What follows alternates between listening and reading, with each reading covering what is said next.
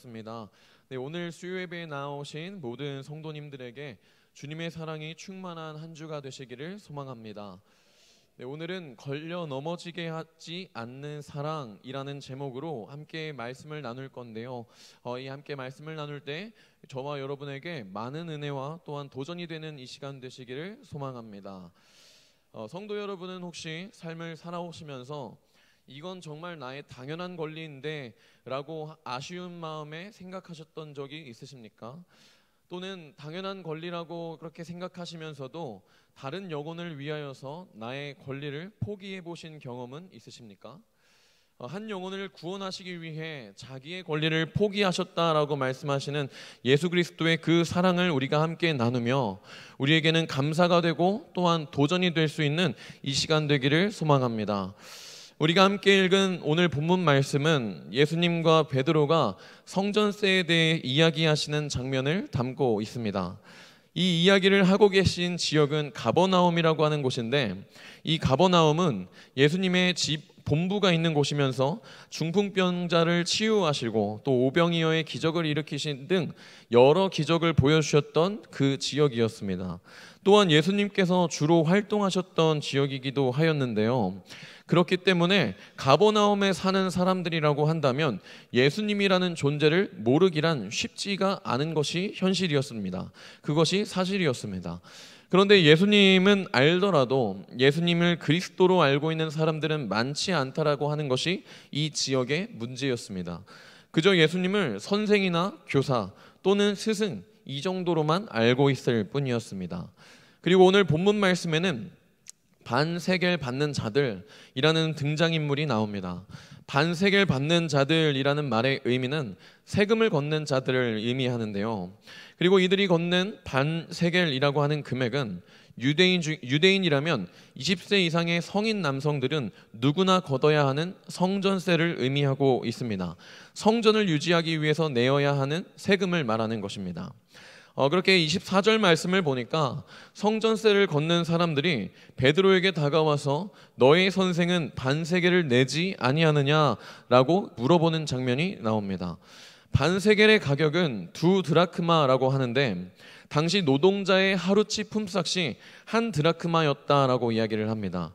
그러니 2드라크마는 이틀치 품삯을 내야 하는 것이었습니다. 그러니 베드로에게 지금 필요한 돈은 자신과 예수님을 위해서 총 4드라크마가 필요한 상황이었던 것이죠. 엄청난 돈은 아니었지만 돈이 없는 베드로였기 때문에 이것은 사소한 걱정거리가 되었습니다. 그렇게 사소한 걱정거리를 가지고 예수님이 계신 집으로 돌아가는 베드로였습니다. 베드로는 이 모습을 우리가 함께 기억하기를 원하는데요. 베드로는 고민거리가 생기자 곧장 예수님께로 돌아가는 모습을 우리에게 보여주고 있습니다. 오늘 우리도 이러한 베드로의 모습과 같기를 원합니다. 우리에게 고민이 생겼을 때이든지 또는 어떤 걱정거리가 생겼다든지 사소한 것부터 큰 것까지 어떠한 문제가 우리에게 생겼을 때에 우리가 가야 할 곳은 다른 곳이 아닙니다. 바로 예수님께로 나아가는 것이 우리의 자세인 것입니다. 우리가 세상을 살아가며 만나게 되는 수많은 문제들 속에 주님께로 나아가 기도할 수 있는 저와 여러분이 되시기를 진정으로 소망합니다. 이어지는 말씀을 보면 예수님은 돌아온 베드로에게 한 가지 질문을 하십니다. 이 질문은 누구나 대답할 수 있는 매우 쉬운 질문이었습니다. 예수님의 질문은 이 세상의 임금들이 자기 아들에게 세금을 걷는지 아니면 백성들에게 세금을 걷는지에 대한 질문이었습니다. 당연하게도 임금들은 자기 아들에게는 세금을 걷지 않습니다. 백성들에게만 세금을 거둘 뿐입니다. 이 질문을 통해서 예수님께서 이 베드로에게 말씀하고자 하시는 것은 예수님은 성전의 주인이신 하나님의 아들이시다라고 말하는 것입니다. 그렇기에 자신은 성전을 유지하기 위해서 내는 성전세를 낼 필요가 없다라고 하는 것을 알려주고 계시다라고 하는 것입니다. 오히려 예수님은 성전세를 거둘 위치에 있지 성전세를 낼 위치가 아니라고 하는 것입니다. 하지만 예수님은 이러한 것에 대하여 논쟁을 하기보다 더 지혜로운 방법을 택하여 주셨습니다. 성전세를 낸 자들을 성전세를 걷는 자들을 실족하게 하지 않기 위해서 세금을 내기로 결정하신 것입니다. 여기서 실족하게 하다라는 말의 의미는 믿음이 연약한 사람들을 걸려 넘어지게 하다라는 의미로 사용되고 있는데, 이 실족한다라고 하는 것이 복음이 들어가는데 어려움을 초래하는 상태에 빠지게 한다라고 우리가 이해할 수 있는 것입니다. 분명 예수님은 하고자 하신다면 충분히 성전세를 걷는 자들과 논쟁을 하셔서 자신이 하나님의 아들이라는 권리를 내세우실 수 있으시고, 또 그렇기에 성전세를 내지 않아도 된다라고 하는 것을 설득하실 만한 능력이 충분히 있으십니다. 실제로 예수님은 자기에게 논쟁을 걸어오는 사람들을 피하는 분이 아니셨습니다. 오히려 이스라엘에는 예수님을 시험하려는 자가 많이 있었고, 그럴 때마다 예수님은 진리의 말씀을 선포하시며 그들을 조용하게 하셨습니다. 이번에도 충분히 자신이 성전세를 내지 않아도 되는 이유에 대해 속 시원히 말하실 수 있으셨습니다. 하지만 그렇게 하지 않으셨다라는 것입니다. 오히려 그들을 실족하지 않으시기 위해 조심하셨던 것입니다. 우리는 이러한 예수님의 행동을 보면서 우리의 삶을 돌이켜 볼 수 있어야겠습니다. 예수님께서 그렇게 하지 않으셨던 이유는 성전세를 걷는 자들이 예수님을 시험하려고 성전세를 내라고 한 것이 아니었기 때문입니다. 그러니까 오히려 예수님을 시험하려고 이들에게 나아간 것이 아니라 예수님이 하나님의 아들이신지 전혀 알지 못하는 그런 무지한 상태에 있었던 세금을 걷는 자들이었기 때문에 예수님은 그들을 신경 써 주셨다라고 하는 것입니다. 순수하지만 무지한 상태로 하나님의 아들 예수님에게 성전세를 내라고 말하고 있기에 예수님은 그들을 실족하지 않으시고 성전세를 그냥 내기로 결정하셨던 것입니다. 이러한 예수님의 행동은 진리를 숨기시는 것이 아니었습니다. 오히려 상대방의 눈높이에 맞춰서 복음이 들어갈 길을 열어두신 사랑과 배려의 행동이었다는 것을 우리가 기억해야 합니다. 한 영혼이라도 더 구원하여 생명에 이르게 하고자 하시기 위하여 하나님의 아들 된 자신의 권리를 주장하기를 포기하셨다라는 것입니다. 성전세를 걷는 자들도 가버나움에서 일하면서 예수님이 얼마나 대단한 사람인지는 알았을 것입니다. 지난 시간 동안 예수님이 어떤 일을 하셨는지 듣기도 하고 보기도 하면서 예수님이 정말 대단하신 분이시구나 라는 것을 알고 있었기 때문이었습니다. 하지만 예수님께서 하나님의 아들이시며 우리를 구원하여 주실 그리스도라고 하시는 그 핵심적인 것은 알지 못하였던 전혀 무지한 상태에 있었습니다. 예수님은 이처럼 무지한 이들에게 인내하시고 무지한 자들을 불쌍히 여기시며 그들의 영혼들을 실족하지 않도록 하셨습니다. 예수님의 관심이 자신의 그 하나님 아버지의 아들됨으로서의 권리를 주장하는 데 있지 않고, 또한 그 정당성을 증명하는 데 있지 않고 한 영혼을 구원하여 생명에 이르게 함에 있으셨기 때문이었습니다. 때때로 우리는 살면서 오해를 사거나 억울한 상황에 처할 때도 있습니다. 때로는 나의 권리가 무시를 받고 나의 성과가 도둑질을 당할 때도 있을 것입니다. 이처럼 우리를 억울하게 하는 그 수많은 일들을 경험할 때 우리가 하고 싶은 말은 많아도 그 속에서 할 수가 없어가지고 꾹꾹 참고 있는 우리를 발견하게 됩니다. 그럴 때 우리의 머릿속은 나의 권리와 나의 정당성, 그리고 내가 어떤 사람인지를 증명하고 싶어서 완전 난리가 나지 않습니까? 하지만 이런 불만이나 생각을 실제로 우리 입 밖에 낼 수는 없어서 매 순간 참고 또 그 참는 것으로만으로도 충분하다고 생각하는 우리를 발견하게 됩니다. 그러나 예수님의 모습을 볼 때에 우리는 그 순간의 감정을 참았다라고 해서 다 되었다라고 생각하는 것은 이 말씀을 우리가 잘못 보고 있다는 것을 우리가 기억해야 합니다. 왜냐하면 예수님께서도 인간적인 억울함에서 올라오는 감정을 참으신 것이 아니기 때문입니다. 인간적인 감정을 참으신 것이 아니라 자신이 하나님의 아들 되심을, 그것을 증명하기를 포기하셨던 것입니다. 그것은 복음이 전해지는데 방해되지 않도록 자기 권리를 포기하셨다라고 하는 것입니다. 이는 내가 이렇게 말할 수 있는 권리가 있는데 꾹꾹 참았어 라고 말하는 것과 복음이 전해지는데 어려움이 없도록 자기 권리를 포기했다라고 말하는 것은 엄연히 다르다라고 하는 것입니다. 물론 우리가 그리스도인으로서 우리의 분노와 억울함을 참는 것도 박수받아 마땅한 일일 것입니다. 하지만 거기서 만족하는 것이 아니라 우리는 거기서 더 나아가 그 영혼의 구원을 위해 나의 권리를 기꺼이 내려놓을 수 있는 우리가 되기를 원하는 것입니다. 나의 자존심이나 나의 유익보다 한 영혼의 구원이 더욱 중요하기 때문입니다. 고린도전서 8장을 보면 유대인 그리스도인들과 이방인 그리스도인들이 우상에 바친 음식을 먹는 것에 대하여 다투고 서로 정죄하는 논쟁이 벌어졌다라고 말합니다. 이에 대해 사도 바울이 이들을 중재하는데 고린도전서 8장 13절에서 이렇게 말하고 있습니다. 그러므로 만일 음식이 내 형제를 실족하게 한다면 나는 영원히 고기를 먹지 아니하여 내 형제를 실족하지 않게 하리라. 바울은 지식이 있는 사람이었습니다. 바울은 우상에게 바친 제물을 먹는 일이 전혀 문제가 없다는 것을 알고 있었습니다. 그래서 먼저 바울은 이 사람들에게 우상의 제물을 먹든 우상의 제물을 먹지 않든 그것은 전혀 상관없는 일이라 설명합니다. 그것은 진리 안에서 전혀 문제가 없는 일이기 때문에 서로 정죄할 필요가 없다라고 그들에게 가르치고 있는 것입니다. 하지만 바울 자신만은 다르게 행동하였습니다.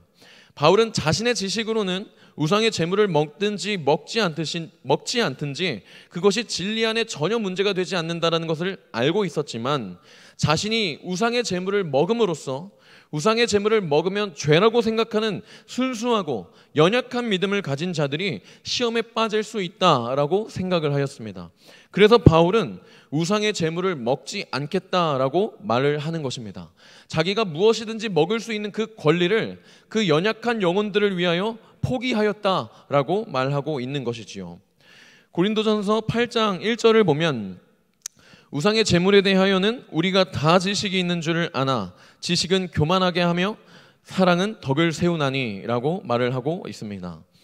바울은 누구보다 지식이 있는 사람이었고 또한 맘만 먹으면 누구보다 교만할 수 있는 사람이었습니다. 하지만 그는 그렇게 하지 않았습니다.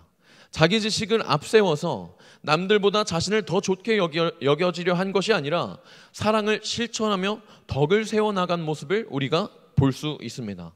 그리고 그 바울이 사랑을 실천하였던 방법은 우상에게 바친 제물을 먹어도 되는 자기 권리를 영원히 포기하는 것이었습니다.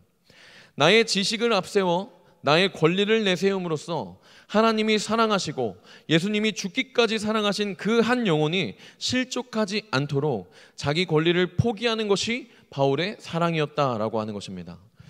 마찬가지로 주님은 우리에게 생명을 주시기 위하여 자기 목숨을 아끼지 않으셨습니다. 또한 하나님의 아들 된 자기 권리를 주장하기를 포기하는 것을 조금도 아까워하지 않으셨습니다.